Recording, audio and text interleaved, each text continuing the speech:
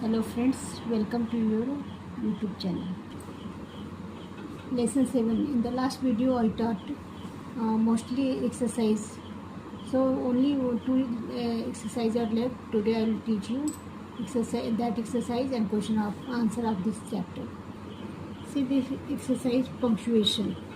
Sometime punctuation मतलब जानते हैं कि जैसे एक नाउन जो होंगे उनको हम कैपिटल लेटर से लिखेंगे, बीच में भी होंगे तभी, जैसे राम है, दिल्ली है, जो भी है, और लास्ट में फुल स्टॉप लगाएंगे, ऐसे होता है पंक्चुएशन। लेकिन इसमें क्या करना है, हमको सिर्फ क्या करना है, एक्सक्लेमेशन मार्क्स लगाना है, मतलब आश्चर्यचकित होने वाला। जैसे नहीं हम लोग हिंदी में कहते हैं ओ आह, जिसको विस्मयादिबोधक हिंदी में कहते हैं, उसको इंग्लिश में क्या कहते हैं, एक्सक्लेमेशन मार्क्स। जैसे बहुत ज़्यादा खुश होने पे हम लगाते हैं ओह हम जीत गए, आहा हम जीत गए। और कोई काम हमारा नहीं होता, अच्छा नहीं होता है, मार्क्स अच्छे नहीं आते तो ओह सैड, या दुखी होने का भाव एक्सप्रेस करते हैं। देखिए जैसे इसमें दिया है, to show strong feeling such as surprise, fear, joy and anger. Surprise आश्चर्यचकित होना, फियर मीन्स डर, जॉय मीन्स खुशी एंड एंगर मीन्स गुस्सा।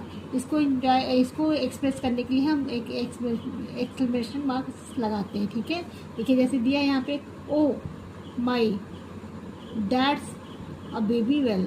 अरे देखो यहाँ पे बेबी वेल है, बेबी वेल का बच्चा है। ठीक है, तो आगे वाली एक्सरसाइज में हम लोग इसको पंक्चुएट करेंगे। नेक्स्ट एग्जाम्पल देखिए, at the end of an order और कमांड।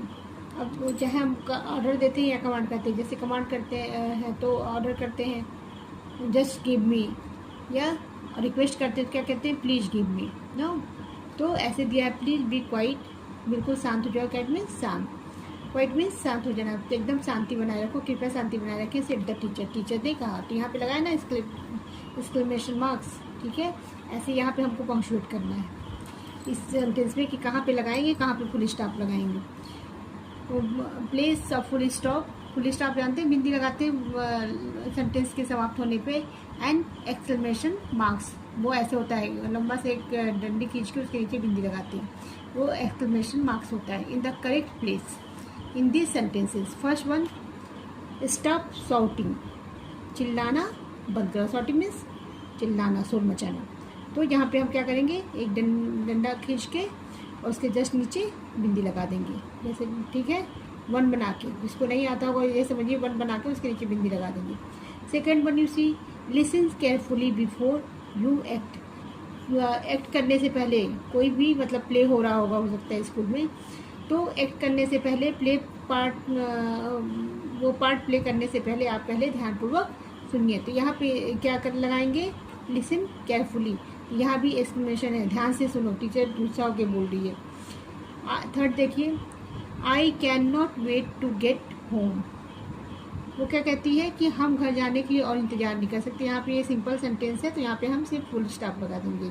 ठीक है, fourth one, you see you are so lucky. अब कहते हैं ना, तुम बड़े भाग्यवान हो यार, तुम्हारे साथ ये हो जाता है, जो पढ़ के आते हैं वही क्वेश्चंस मिल जाते हैं, या आज नहीं पढ़ के आए तो टीचर ने टेस्ट नहीं लिया। तो यहाँ पे भी हम क्या करेंगे, ये भी खुशी का भाव है ना, यू आर सो लकी, तो यहाँ पे भी हम एक्सक्लेमेशन मार्क्स लगाएंगे। वेट, अब देखिए यहाँ पे थोड़ा सा हम वेट ज़्यादा फोर्सफुली शब्द को बोल रहे हैं, वेट मतलब इंतजार करो, रुक जाओ, जैसे ऑर्डर का भाव है। तो यहाँ पे भी हम फर्स्ट एक्सक्लेमेशन मार्क्स लगा देंगे। डोंट टच दैट, उसको मत छुओ। तो यहाँ पे हम दो जगह यूज करेंगे, एक तो वेट के बाद और दूसरा सेंटेंस के लास्ट में। ठीक है, exercise, listen to some interesting facts about the blue whale. Blue whale मछली के बारे में ही तो हम लोग पूरी स्टोरी पढ़े हैं ना। वो समुद्र में पाई जाती है, वो मछली वेल जो होती है वो नॉर्मली देखने को नहीं मिलती है, समुद्र के किनारे ही मिलती है, बीच पे ही मिलेगी आपको, या समुद्र में ऊंची ऊंची उछाल मार के रहती है, बहुत हैवी फिश होती है। उसके बारे में कुछ क्वालिटीज़ है, उसको हमको सही चूज करके लिखना है। Then choose the correct word and phrases to complete this sentences. यहाँ पे 3 ऑप्शंस दिए हुए हैं, जो सही है उसको हमको करेक्ट टिक करना है और उसको लिख देना, जो जगह फिल इन द ब्लैंक्स के लिए दिया हुआ है। First one, you see blue whales are the animals that live on the earth. तो धरती पे रहने वाले जो एनिमल्स हैं वो, उसमें ब्लू व्हेल्स कैसे होते हैं, काफ़ी हैवी, लंबा, बड़ी होती है मछलियाँ ये। समझ में आया? तो क्या लार्जेस्ट लिखेंगे, सबसे बड़ी, ठीक है। लार्जेस्ट को टिक भी कर देंगे बी को, और यहाँ पे राइट भी कर देंगे। Second one, you see blue whales move from one place to another. Blue whales जो है एक जगह से दूसरी जगह पे मूव भी करती जाती है। तो फिल इन द ब्लैंक्स में कैसे कंप्लीट करेंगे? अब इसमें देखिए क्या राइट फैक्टर है। पहला ही राइट है, to look for food and warm climate.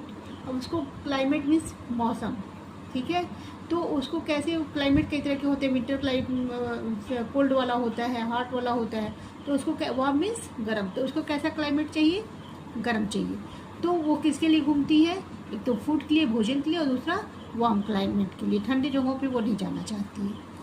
आज से बी सी को कट कर देंगे। Third one, you see blue whales eat tiny, tiny means छोटा, ओशन मीन्स समुद्र, और क्रिएचर मीन्स जीव जंतु, कॉल्ड। तो blue whales eat tiny ocean creatures called krill, KRIL, krill, ठीक है। ये छोटे छोटे जीव जंतु होते हैं। ऐसे पता है ना कि बड़ी मछलियाँ छोटी मछलियों को खा जाती हैं, तो वैसे वेल भी है, वो जो जीव जंतु को समुद्र में खाती है उसको क्रिल कहते हैं, ठीक है। तो सी को हम राइट कर देंगे। See, they are also dash animal on the planet.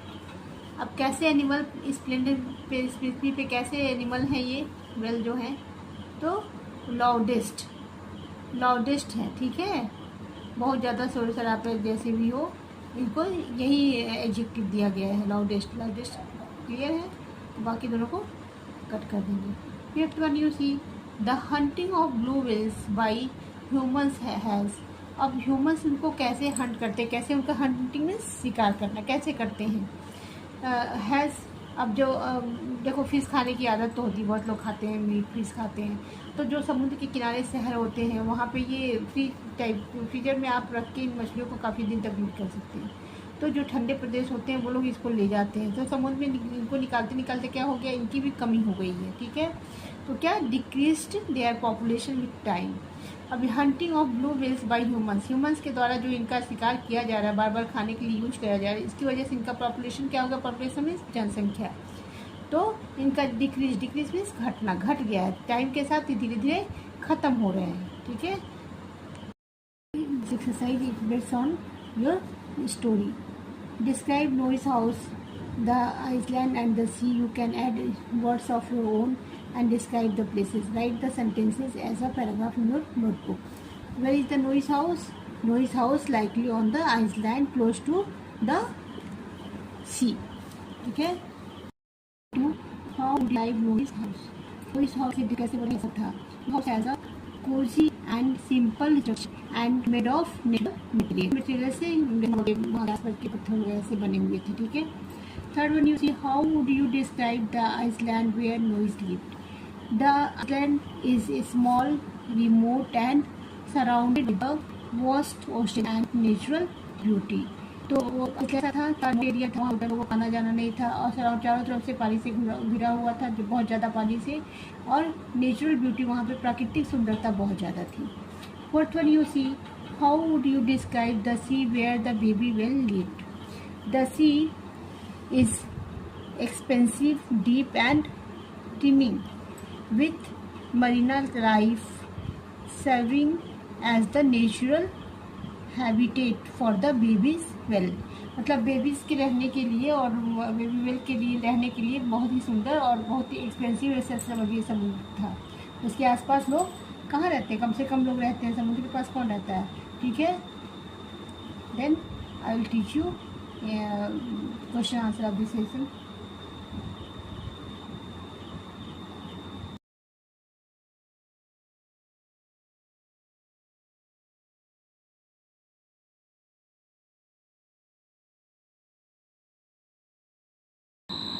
See the question answer. Noise saver well.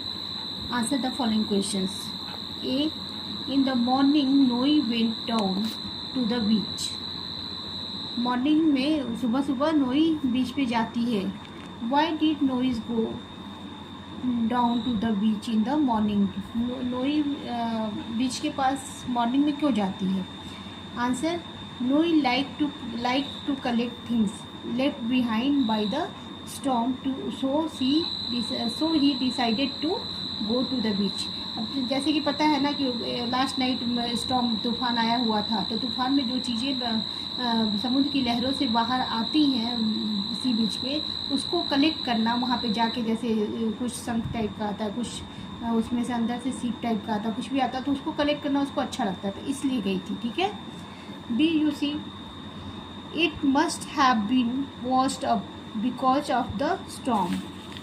ये ज़रूर वॉश होके बाहर आया है किसके, तूफान की वजह से। नोई थॉट व्हाट डिड नोई स्पॉट ऑन द बीच। उसको बीच पे क्या दिखाई देता है, दूर से देखती है ना तो क्या दिखाई देता है। How did it appears on the beach, और बीच पर वो कैसा दिखाई देता है। नोई स्पॉटेड अ बेबी वेल। बेबी वेल को देखिए ना, वेल मछली की बच्चे को देखती है। Which might have washed up on the seashore due to the storm the previous night. Last night जो तूफान आया था उसकी वजह से समुद्र की लहरों के साथ बह के वो आ गई थी सी बीच पे। ठीक है। C question number C, with much difficulty he lifted the whale and put it in the cart. बहुत ही कठिनाई के साथ, डिफिकल्ट मीन्स कठिनाई, उठाना, लिफ्टेड मीन उठाना। वेल मछली को अपने कार्ट पे घर से जाके ले आता है ना, अपने कार्ट पे वॉक करने वाले पे बैठा के ले जाता है वेल मछली के बच्चे को उठा ले जाने के लिए। Why did Noi put the whale in the cart. वो कार्ट में क्यों वेल बच्चे को रखता है। Noi did this because he wanted receive the whale and he did not want it to die on the sand. क्योंकि वो ले आता कार्ट पे, उसको सेव करके अपने घर ले जाना चाहता है, पानी में रखना चाहता है, क्योंकि वो पानी से बाहर आ गया रहता है, बिल्कुल डेड टाइप का पड़ा रहता है। तो देखता है कि उसकी सांसें चल रही हैं, तो अपने घर ले जाकर उसको सेव करना चाहता है। D question, I have been so busy now I never realise that you were so lonely. कौन कहता है, उसका फादर बोलता है ना कि मैं कितना बिजी रहता हूँ अपने काम में कि मुझे कभी इसका एहसास ही नहीं हुआ कि तुम घर में बिल्कुल अकेले पड़ जाते हो। Who said these words, how did he realise that Noi was lonely. कौन कहता है ये वर्ड्स और कैसे उसको ये रियलाइज हो जाता है। तो आंसर देखिए, noise father said this words. Noise का फादर ही तो बोलता है ना कि तुम अकेले रहते हो, मुझे कभी रियलाइज ही नहीं वो वर्ड्स, बिकॉज नोई टोल्ड हिम दैट। क्योंकि जब अपने घर में मछली को ले आता है तो होता है ना छुपा के रखें, अपना फ्रेंड बना ले, तो क्या कहता है अपने फादर से, Noi told him that the baby whale is only friend and he want it to stay with him. कि बेबी वेल ही मेरा अकेला मित्र है, फ्रेंड मीन्स दोस्त, और मैं इसके साथ अपने घर में रहना चाहता हूँ। ठीक है। ये क्वेश्चन देखिए, यहाँ पे ए बी सी करके क्वेश्चन पूछा हुआ है। तो फर्स्ट देखिए क्वेश्चन ई में पूछता क्या है, ही पूछा क्या है, we must take it back to the sea to the place where it belong. कौन कहता है कि इसको हम लोग को उस जगह पे ले जाके छोड़ देना चाहिए जहाँ से ये आया है। फिर उसके बाद तुरंत दूसरा क्वेश्चन भी पूछता है, how did Noi and his father take the baby whale back to the place where it belong. देखिए तो फर्स्ट क्वेश्चन का आंसर जो ई है उसका आंसर इसी में दिया हुआ है। कौन कहता है we must take it back, Noi and his father. तो आंसर क्या है, Noi and his father said this word because Noi's father told him that the baby whale back into the water. Baby whale को back ले जाके water में डालने की ज़रूरत है, क्योंकि वो अपनी फैमिली से अलग होकर डेड हो जाएगा। ऐसे ही उसके फादर समझाते हैं ना। बी उसका उसी का ही बी क्वेश्चन देखिए, हाउ डिड नोई फील एट दैट टाइम। जब वो उसको छोड़ने के लिए समुद्र में ले जाता है तो नोई कैसा महसूस करता है। नोई felt happy at that time. उस समय तो उसको खुशी होती है कि ये भी अपने मम्मी पापा से जाके मिल लेगा, लेकिन अंदर से वो थोड़ा दुखी भी होता है ना। सी आंसर देखिए, would the baby well have liked it more if it had stay back with the नोई। क्या बेबी वेल नोई के साथ घर में उसके रहता तो वो खुश रहता? तो नहीं रहता, क्योंकि उसको भी तो अपनी फैमिली में जाना था, बिना पानी के तो वो जिंदा ही नहीं रह सकता था, तो कैसे वो खुश रहता? No, baby whale would have not liked it more if it had stay back with Noi. तो देखिए सबका आंसर आपको यस नो में ही इसमें से ही सर्च करके देना है। इसको बहुत इजीली आप इसको लर्न कर सकते हैं। जैसे यहाँ पे इस क्वेश्चन को नो आंसर ठीक करके नो करके सेम आंसर क्वेश्चन उतार देना है। फिर यहाँ पे भी है नो ही फेल्ट हैप्पी। तो इस तरह से ये आंसर क्वेश्चन आंसर याद करने के लिए ज़रूरी कि आप स्टोरी को अच्छे से रीड कर लें एक बार फिर से। And all of you must subscribe and like my channel. Thank you.